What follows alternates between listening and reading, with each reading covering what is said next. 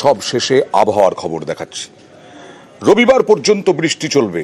আজকে সকালেই তো নেমে এলো সন্ধে কলকাতা জুড়ে বৃষ্টি, আর ঝোড়ো হাওয়া সঙ্গে বৃষ্টি গোটা দক্ষিণবঙ্গে।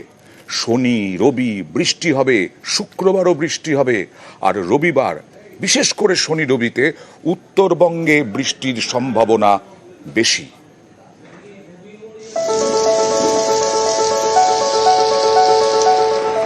পূর্বাভাস ছিলই, সেই মতো বৃহস্পতিবার দক্ষিণবঙ্গ জুড়ে বৃষ্টি।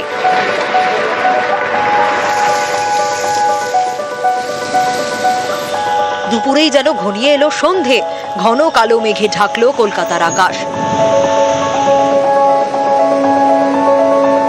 তারপর তুমুল বৃষ্টি। কলকাতা থেকে জেলা সর্বত্র ঝাঁপিয়ে বৃষ্টি,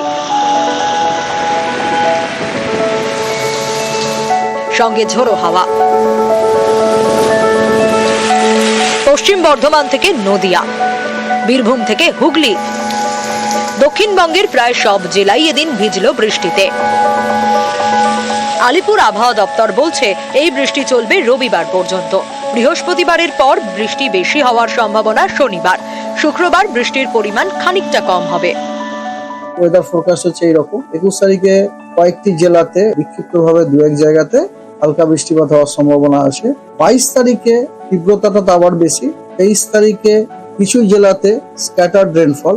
24 তারিখে বৃষ্টিপাতের পরিমাণ কমে যাচ্ছে। 25 তারিখে দক্ষিণবঙ্গের কোনো জেলাতে বৃষ্টিপাতের কোনো সম্ভাবনা নেই, শুষ্ক আবহাওয়া থাকারই সম্ভাবনা বেশি। শনিবার 40 থেকে 50 কিলোমিটার গতিবেগে দমকা ঝোড়ো হাওয়া বইবে দুই বর্ধমান, পশ্চিম মেদিনীপুর, বাঁকুড়া, বীরভূম, উত্তর 24 পরগনা, হুগলি এবং নদিয়ায়। সেই সঙ্গেই এই সব জেলায় সেদিন শিলাবৃষ্টি ও বজ্রবিদ্যুৎ সহ বৃষ্টির পূর্বাভাস দেওয়া রয়েছে। রবিবার 30 থেকে 40 কিলোমিটার গতিবেগে দমকা ঝোড়ো হাওয়া বইবে কলকাতা, হাওড়া, হুগলি, দুই মেদিনীপুর, দুই 24 পরগনা, বাঁকুড়া এবং পূর্ব বর্ধমানে।